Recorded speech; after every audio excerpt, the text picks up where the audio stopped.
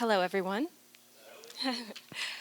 My name is Emily Andreu. Charlie was my grandfather. I need an emotional support person as well. I'm going to see if I can do this by myself. Do unto others. Thanks. I spent a lot of time in my formative years with Grandma and Grandpa. They took care of me in the afternoons while my parents were working. My childhood with them was full, fun, and very educational. You see, Grandpa, he introduced me to politics as well. When I was just 6 years old, I heard him yell, "Damn Democrats," at the TV. I had no idea what a damn Democrat was. I just knew I could never become one.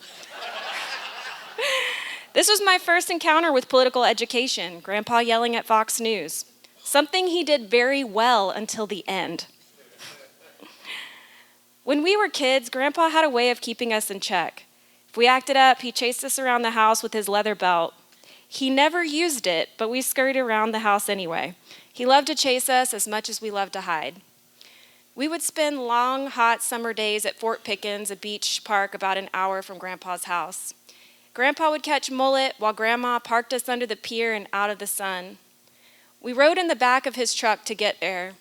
Not in seats, not in seat belts. We rolled around like a couple pairs of sneakers in the dryer. It was something our parents would never let us do, but Grandpa did. But under one rule, we had to hide if we saw the cops coming. Grandpa loved hunting. That was the one thing I didn't do with him and the boys, not because I wasn't invited, but because I just couldn't kill an animal. I could eat them, though. Still, I eventually felt the need to prove myself to him. So naturally, as anyone from the dirty South should, I picked up tactical shooting as a hobby. Eventually, Grandpa gave me some of his guns.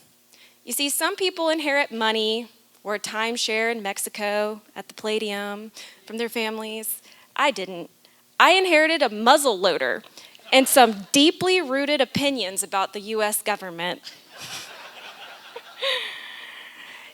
In my early years, there were RV trips, beach days, and house parties featuring the finest cuisine, fried mullet, tortilla chips, and melted Velveeta cheese and salsa.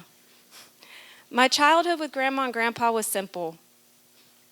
Grandpa didn't do any fancy Christmas decor, but he did recycle Carlo Rossi sweet red glass wine bottles and stuff them with Christmas lights.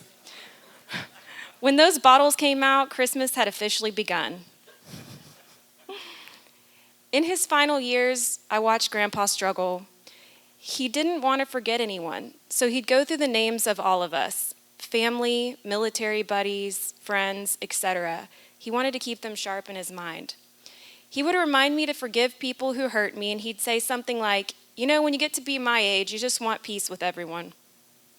The last weekend I saw him, he could barely stand up. But he looked at me between Uncle Lewis and a nurse, pointed right at me and said, "See that little stinker right there? I love her." In the same event, he told the nurse, Dina, that he loved her.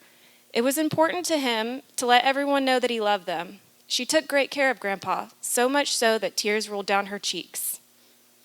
Anyone who spent time with Grandpa loved him as his own. He just had that effect on all of us. If you're here, you're family, whether blood related or not. If you loved him, he loved you back. I know we will all miss him, his humor, his heart, his stories, and even him yelling at Fox News. Thank you.